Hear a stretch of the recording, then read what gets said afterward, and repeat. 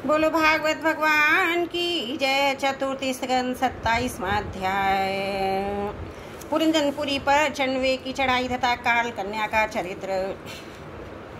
श्री नारद जी कहते हैं, महाराज इस प्रकार वह सुंदरी अनेकों नखरों से पुरंजन को पूरी तरह अपने वश में कर उसे आनंद करते हुए विहार करने लगी। उसने अच्छी तरह स्नान कर अनेक प्रकार के मांगलिक श्रृंगार किए तथा भोजन आदि से तप्त होकर और राजा के पास आई। राजा ने उसे मनोहर मुख वाली राजमहेशी का सादर आमंत्रण किया। पुरंजनी ने राजा का आलिंगन किया, उस राजा से गले लगाया, फिर एकांत में मन के अनुकूल सहज की बातें करते हुए उससे मोहित हो गया। उस कामनी में ही चित्त लगा रहने के कारण उसे दिन रात के भेद से निरंतर बीतते हुए काल की दूसरी गति का भी कुछ पता न चला। मद से छका हुआ मनस्वी पुरंजन अपनी पिया की भुजा पर सिर रखे हुआ मूल शैया पर पड़ा रहता। उसे तो वह रमणी ही जीवन का फल जान पड़ती थी। अज्ञान से आवृत हो जाने के कारण उसे आत्मा तथा परमात्मा का कोई ज्ञान न रहा। राजा ने इस प्रकार कामोत्तुर चित्त से उसके साथ विहार करते करते राजा पुरंजन की जवानी आधे क्षण के समान बीत गई। प्रजापति उस पुरंजनी से राजा पुरंजन के 1100 पुत्र और 110 कन्याएं हुई, जो सभी माता पिता का स्वश बनाने वाली सुशीलता उदारता गुणों से संपन्न थीं।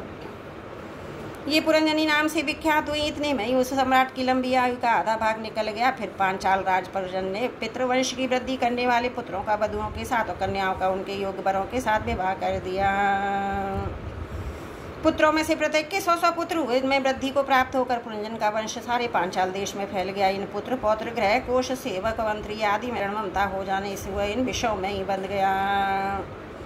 फिर तुम्हारी तरह उसने भी अनेक प्रकार के भोगों की कामना की। यज्ञ तक्षशिला ले तरह तरह के पशु हिंसा में घोर यज्ञों से देवता पितरभूत पतियों की आराधना की। इस प्रकार वह जीवन भर आत्मा का कल्याण करने वाले कर्मों की ओर से असावधान होकर कुटुंब पालन में व्यस्त रहा।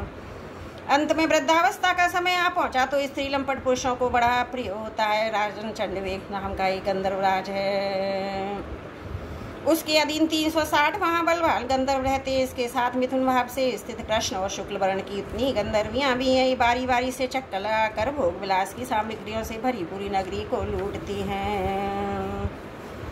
गंधर्वराज चंडवेग के उन अनुचरों से जब राजा पुरंजन का नगर लूटना आरंभ किया तब उन्हें 5 फन के सर्प प्रजा ने रोका। यह पुरंजनपुरी की चौकसी करने वाला महाबलवान सर्प 100 वर्ष तक अकेला ही 720 गंधर्वियों से युद्ध करता रहा।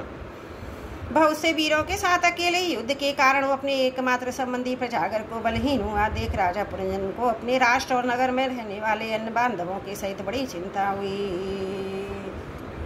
वह इतनी दिनों तक पांचाल देश के उस नगर में अपने दूतों द्वारा लाए हुए कर को लेकर विषय भोग में मस्त रहता था। स्त्री के वशीभूत रहने के कारण अवश्य वही भय का उसे पता ही न रहा।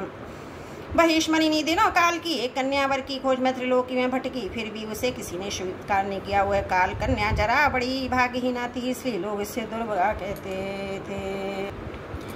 एक बार राजर्षि पुरु ने पिता को अपना यौवन देने के लिए अपनी इच्छा से उर्वर लिया था। इससे प्रसन्न होकर उन्हें राज्य प्राप्ति का वर दिया था। एक दिन में ब्रह्मलोक से पृथ्वी पर आया तो वह घूमती घूमती मुझे भी मिल गई। तब उसे नैष्ठिक ब्रह्मचारी जानकर भी कामतुरा होने के कारण उसने बनना चाहा। मैंने उसकी प्रार्थना स्वीकार नहीं की। इस पर उसने अत्यंत कुपित होकर मुझे दुस्सह शाप दिया कि तुमने मेरी प्रार्थना स्वीकार नहीं की, अतः तुम एक स्थान पर अधिक देर न ठहर सकोगे। तब मेरी ओर से निराश होकर उस कन्या ने मेरी सम्मति से यमनराज भय के पास जाकर उसका पति रूप से वर्ण किया और कहा, वीरवर आप यवनों में श्रेष्ठ है, मैं आपसे प्रेम करती हूँ, पति बनाना चाहती हूँ। आपके प्रति क्या हुआ? जीवों का संकल्प कभी विफल नहीं होता। जो मनुष्य लोक और शास्त्र की दृष्टि से देने योग्य वस्तु का दान नहीं करता, जो शास्त्र दृष्टि से अधिकारी होकर भी ऐसा दान नहीं लेता, वे दोनों ही दुराग्रही और मूढ़ हैं, अतएव शोचनीय है। भद्र, इस समय मैं आपकी सेवा में उपस्थित हुई हूँ, आप मुझे स्वीकार करके अनुग्रहित करिए। पुरुष का सबसे बड़ा धर्म दीनों पर दया करना ही है।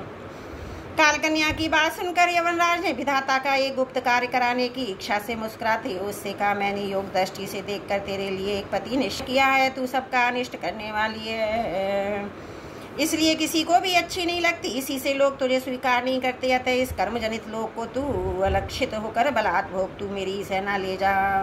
उसकी सहायता से सारी प्रजा का नाश करने में समर्थ होगी, कोई भी तेरा सामना न कर सकेगा। यह पंचवार नाम का मेरा भाई है और तू मेरी बहन बन जा।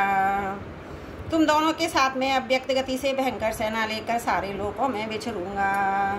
बोलो भागवत भगवान की जय। चतुर्थ स्कंद 27वां अध्याय समाप्त। त्रुटियों के लिए क्षमा प्रार्थी।